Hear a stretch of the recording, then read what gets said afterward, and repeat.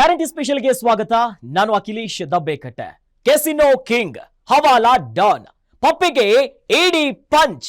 ಅಂದು ಬಾತ್ರೂಮ್ನಲ್ಲೇ secret locker, ಇಂದು ಬಂಗಲೆಯಲ್ಲೇ ಬಂಗಾರ ಅಂದರ್. ಕೋಟಿ ಕೋಟಿಯ ಹವಾಲಾ ದೊಡ್ಡಣ್ಣ, ಎಲ್ಲೆಲ್ಲಿ ಏನೇನು ಇಟ್ಟಿದೆ ಹೇಳಣ್ಣ. ನಟ ದೊಡ್ಡಣ್ಣನ ಅಳಿಯ ಕಾಂಗ್ರೆಸ್ ಎಂಎಲ್ಎ ಮತ್ತೆ ಅದೇ ತಪ್ಪು ಮಾಡಿದ್ರ? ಇದೇ ಹೊತ್ತಿನ ವಿಶೇಷ. ಪಪ್ಪಿ ಲಾಕರ್ ಲಾಕ್.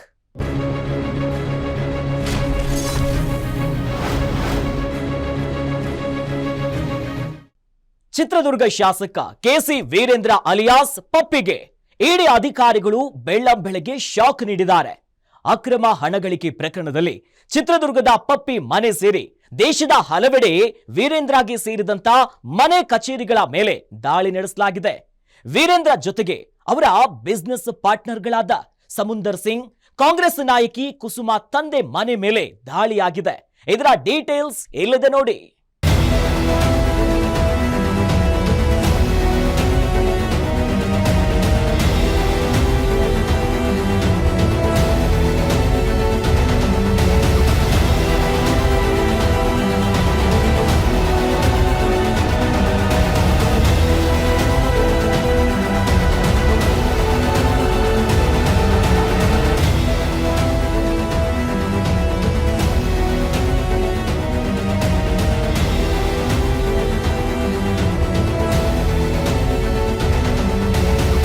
ಎರಡು 2016ಕ್ಕೂ 2025ಕ್ಕೂ 9 ವರ್ಷಗಳ ಗ್ಯಾಪ್. ಆದ್ರೆ ದಾಳಿ ವೇಳೆ ಕಂಡುಬಂದ ದೃಶ್ಯಗಳು ಮಾತ್ರ ಸೇಮ್ ಟು ಸೇಮ್. ಅಂದು ಬಾತ್ರೂಮ್ನಲ್ಲಿ ಸೀಕ್ರೆಟ್ ಲಾಕರ್, ಇಂದು ಮನೆಯಲ್ಲಿ ಕಬ್ಬಿಣದ ಕಪಾಟು, ಎರಡೂ ಕೂಡ ರಹಸ್ಯವಾಗಿಯೇ ಇವೆ. ಇದು 2016ರಲ್ಲಿ ವೀರೇಂದ್ರ ಮನೆ ಮೇಲೆ ನಡೆದಿದ್ದಂತ ಐಟಿ ದಾಳಿ ವೇಳೆ ಕಂಡುಬಂದಂತ ದೃಶ್ಯವಾದ್ರೆ, 2025ರಲ್ಲಿ ಸಮುಂದರ್ ಸಿಂಗ್ ಮನೆ ಮೇಲೆ ಇಡಿ ರೇಡ್ ಆದಾಗ ಕಂಡು ಬಂದಂತ ದೃಶ್ಯಗಳು ಅನ್ನೋದನ್ನ ನೀವು ನಂಬಲೇಬೇಕು.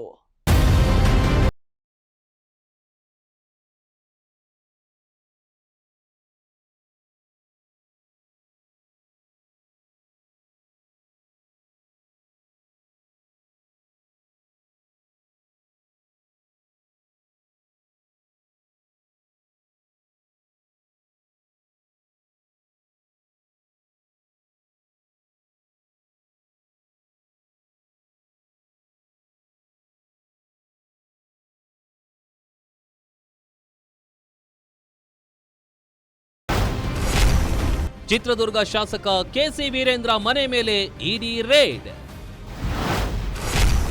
2016ರಲ್ಲಿ ಐಟಿ ರೇಡ್, 2025ರಲ್ಲಿ ಪಪ್ಪಿಗೆ ಇಡಿ ಶಾಕ್.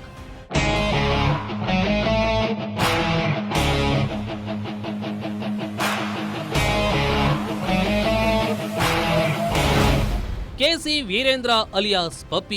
ಗೋವಾದ ಕ್ಯಾಸಿನೋ ಮಜಾ ಅನುಭವಿಸಿದವರಿಗೆ ಈ ಹೆಸರು ಚಿರಪರಿಚಿತ ಬಿಡಿ. 2023ರಲ್ಲಿ ಚಿತ್ರದುರ್ಗದಲ್ಲಿ ಕಾಂಗ್ರೆಸ್ನಿಂದ ಸ್ಪರ್ಧಿಸಿ ಗೆದ್ದ ಬಳಿಕ ರಾಜಕೀಯದಲ್ಲೂ ಅವರ ಹೆಸರು ಸ್ವಲ್ಪ ಹೆಚ್ಚೇ ಸೌಂಡ್ ಮಾಡ್ತಿದೆ. ಕ್ರಿಕೆಟ್ ಬೆಟ್ಟಿಂಗ್ನಿಂದ ಆರಂಭವಾದ ವೀರೇಂದ್ರ ಅಲಿಯಾಸ್ ಪಪ್ಪಿಯ ಜರ್ನಿ ಗೋವಾದಲ್ಲಿ ಕೆಸಿನೋ ಆರಂಭಿಸಿರೋದ್ರಿಂದ ಹಿಡಿದು ಹವಾಲಾ ದಂಧೆ ನಡೆಸೋವರೆಗೆ ಬೆಳೆದುಕೊಂಡು ಬಂದಿದೆ. ವಿಚಿತ್ರ ಅಂದ್ರೆ ಈ ವೀರೇಂದ್ರ ಅಲಿಯಾಸ್ ಪಪ್ಪಿ ಕನ್ನಡದ ಖ್ಯಾತ ನಟ ದೊಡ್ಡಣ್ಣ ಅವರ ಅಳಿಯ.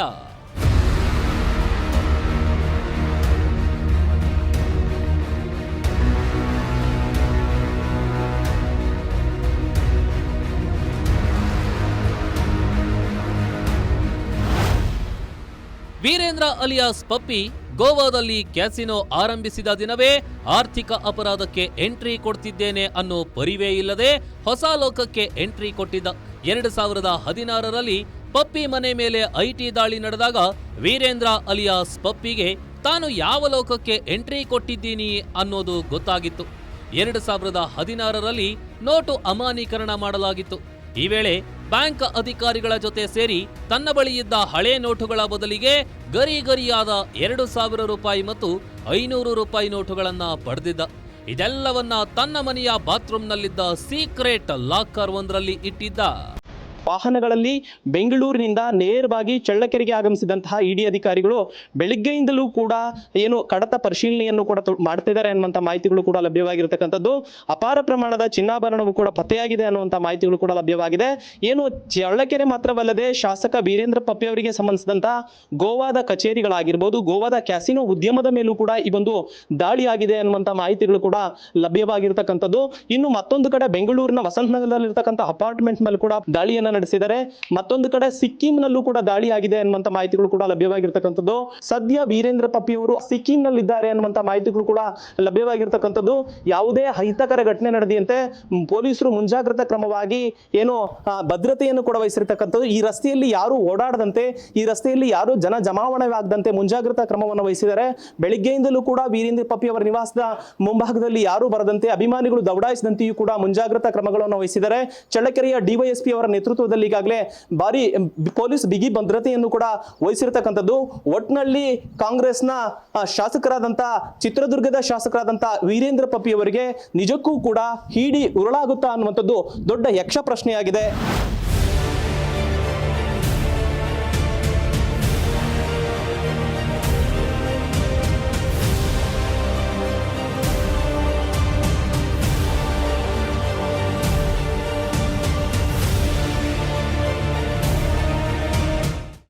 ಶುಕ್ರವಾರ ಇಡಿ ಅಧಿಕಾರಿಗಳು ಕೇವಲ ಕೆಸಿ ವೀರೇಂದ್ರ ಅಲಿಯಾಸ್ ಪಪ್ಪಿಗೆ ಮಾತ್ರ ಶಾಕ್ ನೀಡಿಲ್ಲ.